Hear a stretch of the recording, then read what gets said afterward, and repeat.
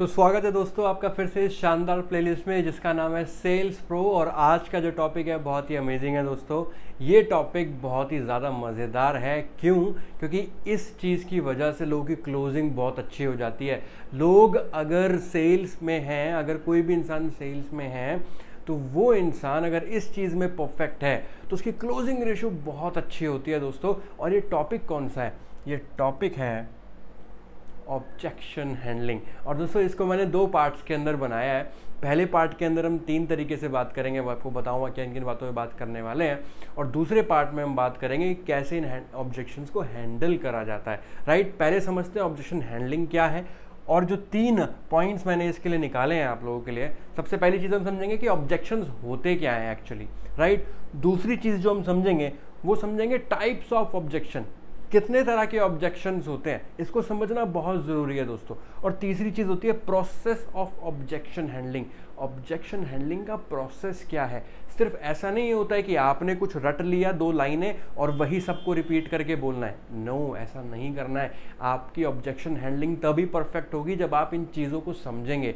जवाब क्या देना है उससे पहले ज़रूरी है कि आप इन बातों पे गौर करें। तो जवाब क्या देना है वो हम नेक्स्ट वीडियो में देखेंगे, लेकिन उससे पहले, उस वीडियो से पहले ज़रूरी है कि आप इस वीडियो को पूरा देखें जिससे आपको समझ आ जाए कि ऑब्जेक्शन हैंडलिंग आखिर करी कैसे जाती है। राइट, चलिए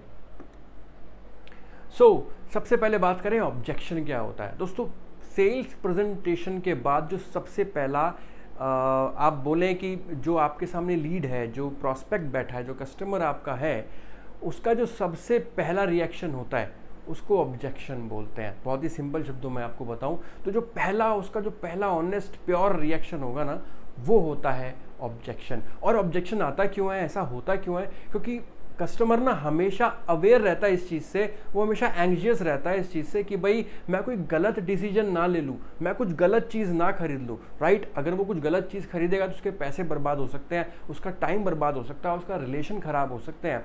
तो ये बड़ी सारी चीज़ें होती हैं जिसकी वजह से वो ऑब्जेक्शन आना ही है, ऑब्जेक्शन आएगा ही। ऑब्जेक्शन आ रहा है तो समझो कस्टमर आपकी सुन रहा है बात को। राइट, तो ऑब्जेक्शन आना है, ये आके रहेगा। इससे आप अगर डर गए तो दोस्त ये सेल्स का पार्ट है। ऑब्जेक्शन से अगर डर जाओगे तो दिक्कत हो जाएगी। राइट, तो ऑब्जेक्शन से नहीं डरना है, ऑब्जेक्शन का स्माइल के साथ वेलकम करना है। क्यों करना है आगे बताऊंगा आपको। ऑब्जेक्शन के ऊपर ही बात करें अगर, तो ऑब्जेक्शंस ना दोस्तों रिजेक्शंस नहीं होते हैं। ठीक है, वो आपको इंसान मना नहीं कर रहा है, वो आपके ऑफर को मना कर रहा है, वो आपके प्रेजेंटेशन को मना कर रहा है। शायद आपके ऑफर में वो दम उसको नहीं लगा, शायद वो जो चीज़ ढूंढ रहा है उसको वो चीज़ नहीं दिख पाई या वो चीज़ नहीं मिली, इसीलिए वो मना कर रहा है। आपको मना नहीं कर रहा है। लोग इसको पर्सनल ले लेते हैं, ऑब्जेक्शंस को पर्सनल लेते हैं कि यार इसने मेरे को मना कर दिया। दोस्त आपको मना नहीं कर रहा है, आपकी जो आप चीज़ दे रहे हो उसको मना किया है। चाहे वो कोई कॉन्सेप्ट है, चाहे कोई प्रोडक्ट है, कोई सर्विस है, वो उसको मना कर रहा है। और क्यों मना कर रहा है? क्योंकि शायद आप उसको उस तरीके से नहीं समझा पाए जिस तरीके से वो समझना चाहता था या जिस तरीके से वो क्लोज हो सकता था। राइट, तो वो आपको मना नहीं करता है। रिजेक्शंस को पर्सनल मत लीजिए कीजिए। राइट, दूसरी चीज़, objections are opportunity for closing. दोस्तों ऑब्जेक्शंस अगर आ रहे हैं तो वो एक विंडो है एंटर करने के लिए कस्टमर के माइंड में और उसको क्लोज करने के लिए। अगर ऑब्जेक्शन आ रहा है तो इट्स मच मोर ईजियर कि आप उसको क्लोज कर पाएँ। अगर सामने से कोई ऑब्जेक्शन ही नहीं है तो आप कस्टमर से क्या बात करोगे? राइट, तो ऑब्जेक्शन आना ज़रूरी है जिससे उसके डाउट्स क्लियर हों और उसको ये विश्वास हो कि वो प्रोडक्ट और सर्विस और कॉन्सेप्ट उसके लिए ही बना है और उसके लिए बेनिफिशियल है। तो ये कब साबित होगा उसको? जब वो ऑब्जेक्शंस देगा और आप उसको क्लियर करोगे, तभी ये चीज़ें हो पाती हैं। तो ऑब्जेक्शंस एक विंडो है क्लोजिंग की तरफ। ऑब्जेक्शन आ रहा है तो खुशी की बात है। और दूसरी चीज़, एक और चीज़ यहाँ बताना चाहता हूँ कि जो क्वेश्चंस, ये जो ऑब्जेक्शंस है ना आपके, जो आपको मिलते हैं, ये सिर्फ क्वेश्चंस हैं to get more information. Right, objection वो आपको इसलिए दे रहा है कि वो आपसे ज़्यादा इन्फॉर्मेशन चाहता है। राइट, वो इन्फॉर्मेशन चाहता है कि भाई इस चीज़ के बारे में बताओ, अगर ऐसा हुआ तो ऐसा हो गया, अगर ऐसा हुआ तो कैसा होगा। ये सारी चीज़ें वो इन्फॉर्मेशन आपसे लेना चाहता है, इसके लिए ऑब्जेक्शन कर रहा है। राइट, वो आपको मना नहीं कर रहा है। ओके, चलिए नेक्स्ट बढ़ते हैं। तो टाइप्स ऑफ ऑब्जेक्शन की तरफ आ जाते हैं, अपने सेकंड टॉपिक की तरफ आते हैं कि कितने तरह के ऑब्जेक्शंस होते हैं, क्या क्या कैटेगरीज हैं ऑब्जेक्शंस की। तो सबसे पहले एक होता है, सबसे पहला जो ऑब्जेक्शन है वो होता है डायरेक्ट ऑब्जेक्शन। 3 तरह के ऑब्जेक्शन होते हैं दोस्तों। सबसे पहला है डायरेक्ट ऑब्जेक्शन। अब ये डायरेक्ट ऑब्जेक्शन क्या होते हैं, इसमें मैंने आपको कुछ एग्जांपल्स लिखे हैं, जैसे I am not interested, right, ये डायरेक्ट ऑब्जेक्शन है, कह रहा है भाई मुझे इंटरेस्ट नहीं है आप जो बता रहे हो। दूसरा कह रहा है आई हैव नो नीड, मुझे इसकी जरूरत ही नहीं है भैया जो दे रहे हो आप, राइट। तीसरा होता है कि आई डोंट हैव मनी, मेरे पास पैसे ही नहीं है। बहुत ऑब्जेक्शन आता होगा आपको ये कि मेरे पास तो पैसे ही नहीं है भाई, राइट। और फोर्थ है इट्स एक्सपेंसिव, ये महंगा है, मार्केट में आपके जो कंपटीटर है उनका सस्ता मिल रहा है, राइट। और आई डोंट ट्रस्ट यू, मैं आप पे भरोसा नहीं करता हूँ, मैं आपके प्रोडक्ट कॉन्सेप्ट पे भरोसा नहीं करता हूँ, right. And I will think over it, ये भी बहुत आपको आता होगा कि सोच के बताते हैं, ठीक है 2 दिन बाद करते हैं, ठीक है, या 2 दिन बाद खरीदते हैं, राइट, या आप मुझे शाम को फ़ोन करना। ये सारी चीज़ें आपको ज़रूर मिलती होंगी और ये होते हैं डायरेक्ट ऑब्जेक्शंस, राइट। चलिए, अब जो दूसरी कैटेगरी के ऑब्जेक्शंस हैं वो कौन से होते हैं, वो होते हैं objections invited bye seller itself. Seller की गलती की वजह से, बेवकूफ़ी की वजह से ये ऑब्जेक्शंस आ जाते हैं। 3 तरह के ऑब्जेक्शंस होते हैं, ये भी 4 तरह के होते हैं। जैसे सेल्फ कॉन्फिडेंस की वजह से ऑब्जेक्शन नहीं आ रहा है। अगर सेलर को अपने ऊपर कॉन्फिडेंस ही नहीं है, वो कॉन्फिडेंस से बात नहीं कर रहा, एक्चुअली पता है क्या होता है, कस्टमर ना, सेलर जब बात हो रही है कस्टमर और सेलर की, तो कस्टमर उस जर्नी के अंदर सेलर को भी जज कर रहा होता है, सबकॉन्शियसली जज कर रहा होता है। उसको फीलिंग आती है कि भाई इसके साथ बिजनेस करना है या नहीं करना है, इसके साथ इससे प्रोडक्ट या सर्विस लेनी है या नहीं लेनी है, राइट। तो अगर जो सेलर है उसके पास सेल्फ कॉन्फिडेंस की कमी है, बात करते वक्त उसमें कॉन्फिडेंस नहीं है, तो फिर वहाँ पे ऑब्जेक्शंस आएंगे, वो बचेगा उस सेलर से कि यार इससे नहीं लेना, राइट, इसको खुद ही विश्वास नहीं है, राइट। दूसरी चीज, बिलीव ऑन प्रोडक्ट। अगर सेलर को प्रोडक्ट पे इतना बिलीफ नहीं है कि प्रोडक्ट जो बताया जा रहा है वो सचमुच बेनिफिशियल है या नहीं, कस्टमर की लाइफ में कुछ वैल्यू ऐड करेगा या नहीं, अगर उसको ही वो बिलीफ नहीं है तो भी ऑब्जेक्शंस क्रिएट हो जाते हैं दोस्तों, राइट। तीसरा, बिलीव ऑन कंपनी। अगर जो सेलर है वो जिस कंपनी के साथ एसोसिएटेड है उस कंपनी पे ही उसको भरोसा नहीं है, उस मैनेजमेंट पे ही उसको भरोसा नहीं है, उस कंपनी की वैल्यूज़ पे ही उसको भरोसा नहीं है, तो भी ऑब्जेक्शंस आते हैं। क्योंकि अंदर से फिर आवाज़ नहीं आती है सेलर के कि भाई क्यों ये प्रोडक्ट, क्यों ये सर्विस, क्यों ये कॉन्सेप्ट उसके लिए बेनिफिशियल है, उसके लाइफ में वैल्यू ऐड करेगा, राइट। और फोर्थ है not focusing on value creation. सिर्फ बेचना है, सिर्फ बेचना है, तुम उसको बेचो, कमीशन ले लो, बात खत्म। क्या उसकी लाइफ में वैल्यू ऐड होगा, वो प्रोडक्ट, वो सर्विस, वो कॉन्सेप्ट कैसे उसकी लाइफ को चेंज कर सकता है, कैसे उसकी लाइफ में बेनिफिशियल हो सकता है, कैसे कोई वैल्यू ऐड हो सकती है, इस पे ना बात करके सिर्फ सेल्स प्रेजेंटेशन, सेल उस प्रोडक्ट के बारे में बता दिया, भैया तुम खरीद लो और हमें कमीशन मिल जाए। जब ये एटीट्यूड होता है तो भी ऑब्जेक्शंस आने लाजमी है दोस्तों, ऑब्जेक्शंस आते ही हैं। तो ये गलतफहमी क्रिएट होती है सेलर की तरफ से कंज्यूमर के माइंड में, राइट। नाउ बात करें हिडन ऑब्जेक्शन की, जो 3rd कैटेगरी है ऑब्जेक्शंस की, हिडन ऑब्जेक्शन। ये ऑब्जेक्शन सामने से नहीं होते हैं, लेकिन ये ऑब्जेक्शन उसके माइंड के अंदर होता है, आपके लीड, कस्टमर, प्रोस्पेक्ट के माइंड के अंदर ऑब्जेक्शंस होते हैं। इनको भी समझना बहुत ज़रूरी है दोस्तों। जैसे 3 तरह के हैं ये।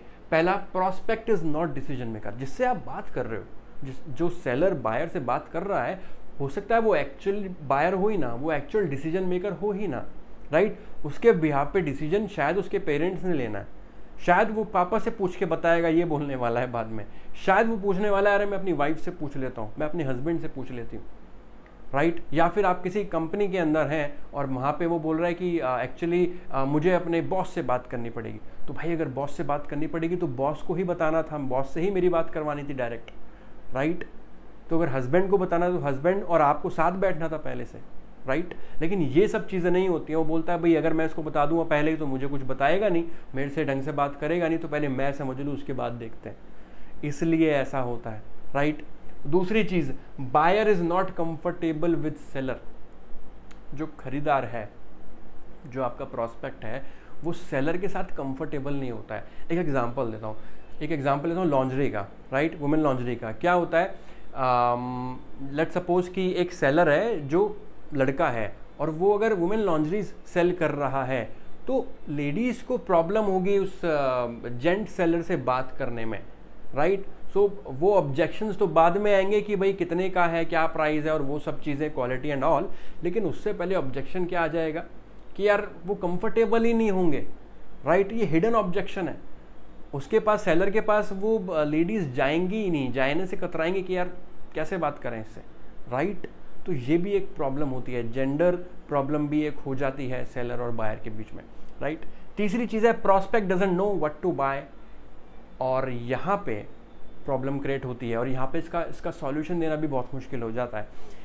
प्रॉस्पेक्ट आ तो गया, कस्टमर है तो सही माइंड मेकअप करके कि हाँ कुछ खरीदना है, लेकिन उसको पता ही नहीं है कि क्या खरीदना है और वो बड़ा कंफ्यूज है, राइट। और आप उसको जब सॉल्यूशन दे रहे हैं तो वो और ज़्यादा कंफ्यूज हो रहा है कि अब ये लूँ या ये लूँ या ये लूँ, तो वहाँ पे प्रॉब्लम होती है। फॉर एग्जांपल एक अगर स्टोर की बात करें, एक मल्टी ब्रांड स्टोर की बात करें, ग्रोसरी स्टोर की बात करें, या एक बड़ा स्टोर है जहाँ पे एक लेडी आई है कुछ खरीदने के लिए। अब वहाँ पे वो लेडी घूम रही है, देख रही है, वहाँ पे सेलर कोई आ जाता है कि मैम क्या आप लेना चाहते हैं, क्या देख रहे हैं बताइए, मैं हेल्प करता हूँ। और वो लेडी वहाँ बोल दे कि अभी कुछ डिसाइड नहीं किया है, देख रही हूँ क्या लेना है। तो वहाँ पे सेलर अब क्या कर सकता है, कुछ नहीं कर सकता है। तो ये एक हिडन ऑब्जेक्शन होता है, राइट। चलिए अब प्रोसेस की बात कर लेते हैं, वीडियो के लास्ट में हम आ रहे हैं और प्रोसेस ऑफ ऑब्जेक्शन हैंडलिंग की तरफ बढ़ रहे हैं हम लोग। तो ये इसमें दो चीज़ें हैं दोस्तों, बहुत ही बढ़िया चीज़ है, मैं आपको आज बताने वाला हूँ। कहीं नहीं सुनी, कहीं नहीं देखी, कहीं नहीं पढ़ी होगी आपने, जो मैं आज बताने वाला हूँ। सबसे पहली चीज़ जो है, अच्छा ये पहले just a second guys, just a second,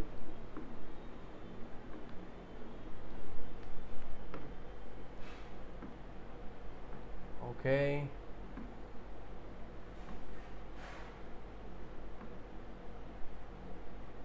alright, ठीक है जी, तो वापस आ गए हम।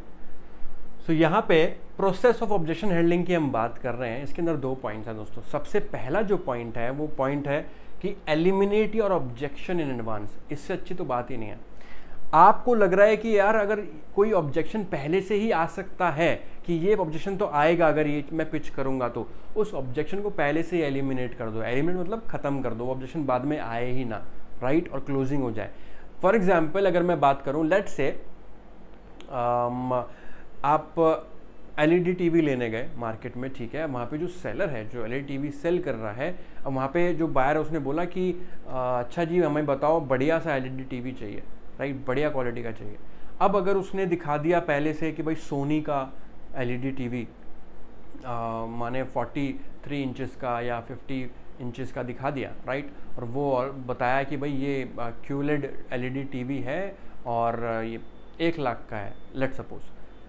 अब वहाँ पे वही टीवी जो 43 इंचेस के हैं वो 20,000 रुपये में, 25,000 रुपये में मिलते हैं किसी और ब्रांड के अंदर, राइट, लेकिन वहाँ सोनी जो है उसको 1 लाख का बेच रहा है।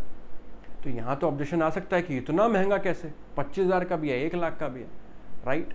तो वहाँ आप उसको पहले से क्लियर कर सकते हो कि देखिए एक्चुअली क्वालिटी तो बहुत सारी हैं, लेकिन जो सबसे टॉप क्वालिटी अगर आप ढूंढ रहे हैं तो सोनी का है, जिसके अंदर ये चीज़ें, प्रॉपर्टीज़ हैं। बेनिफिट्स शो करके मार्केट में क्या एक्स्ट्रा ये जो प्रोडक्ट है या सर्विस है, कॉन्सेप्ट दे रहा है, क्या वो वैल्यू ऐड करेगा उसके लाइफ में, कि ये प्रोडक्ट कैसे एक्स्ट्रा स्टैंड खड़ा होता है, कैसे स्टैंड आउट है बाकी प्रोडक्ट से, बाकी मार्केट से, वो बताने के साथ जब आप प्राइस बताते हो तो वहाँ पे ऑब्जेक्शन हैंडल आराम से इन एडवांस हो जाता है कि यार ये तो बहुत महंगा बता दिया आपने, मार्केट में तो इतने का मिलता है, राइट। तो वहाँ आप इसको बेनिफिट्स बता के ये इन एडवांस ख़त्म कर सकते हो। ये एग्जांपल आप किसी भी चीज़ में ले सकते हो, मैं सिर्फ टीवी का आपको बता रहा हूँ। आप कहीं भी किसी भी प्रोडक्ट, किसी भी सर्विस में इसको ऐड कर सकते हो, इस कॉन्सेप्ट को, इस फॉर्मूला को, कि आप, और जो आपको लग रहा है कि यार ऑलरेडी एडवांस में ये ऑब्जेक्शन आना ही है, तो आप उसको इस तरीके से टैकल कर सकते हैं, राइट। दूसरी चीज़ जो इंपॉर्टेंट है वो है UCIECTC फॉर्मूला। कहीं नहीं सुना आपने, राइट, मैं जानता हूँ। UCIECTC फार्मूला लग रहा होगा यार बड़ी खतरनाक चीज़ है, खतरनाक चीज़ नहीं है, बहुत ही इजी तरीके से आपको समझाऊंगा मैं इसको। क्या है ये फॉर्मूला? देखिए, जब ऑब्जेक्शन आ ही गया है तो उसको हैंडल करने का जो तरीका है, जो प्रोसेस है, वो है CIECTC। क्या है ये? C for confirm the objection, right. जैसे माने जो आपका बायर है, जो प्रोस्पेक्ट है, वो बहुत सारे ऑब्जेक्शन दे रहा है कि ये है, ये वाली चीज़ है, ये वाली बात है, और ऐसा भी है और वैसा भी है। अब एक एक करके सारे ऑब्जेक्शन हैंडल करने से अच्छा है कि आप उससे पहले कंफर्म कर लें कि भाई मेन ऑब्जेक्शन क्या है उसका, वो क्या एग्जैक्टली जानना चाहता है, राइट। ये 3-4 सवाल जो उसने पूछे, अब आप आंसर मशीन बन जाएंगे तो वो भी एक गलत इमेज जाएगी। आंसर मशीन नहीं बनना है आपने सिर्फ वो हैंडल करना है जो उसका मेन, उसको ऑब्जेक्शन दिख रहा है, जो मेन पॉइंट उसको दिख रहा है कि यार ये वाली बात सबसे ज़्यादा मेरे को खटक रही है, इसका सॉल्यूशन चाहिए, राइट। तो वहाँ पे आपने पहले कंफर्म करना है ऑब्जेक्शन कि मेन ऑब्जेक्शन क्या है, राइट, पहली चीज़। दूसरी चीज़ क्या है, isolate the objection. I for isolate the objection, मतलब अब जो आपने ऑब्जेक्शन पकड़ लिया उसको आइसोलेट करो, उसको अलग करो। कैसे? लेट से आप यहाँ पे क्या बोल सकते हैं, हाँ तो आप यही जानना चाहते हैं ना की के बाद जो ऑब्जेक्शन पकड़ा, राइट। या फिर आप बोल सकते हैं कि तो आप यही जानना चाहते हैं ना कि ये कैसे होगा, राइट। आप यही जानना चाहते हैं ना कि ये मार्केट से महंगा क्यों है, आप यही जानना चाहते हैं ना कि अगर आप इस चीज़ को करेंगे तो आपको कैसे फ़ायदा होने वाला है। ऐसे करके आपने कंफर्म किया वो ऑब्जेक्शन, तो आइसोलेट कर दिया, बाकी सब ऑब्जेक्शंस अब धुंधले हो गए उसके माइंड में, सिर्फ एक ऑब्जेक्शन की तरफ वो भी बढ़ गया और आप भी बढ़ गए, तो अब ईजी है बात करना, राइट।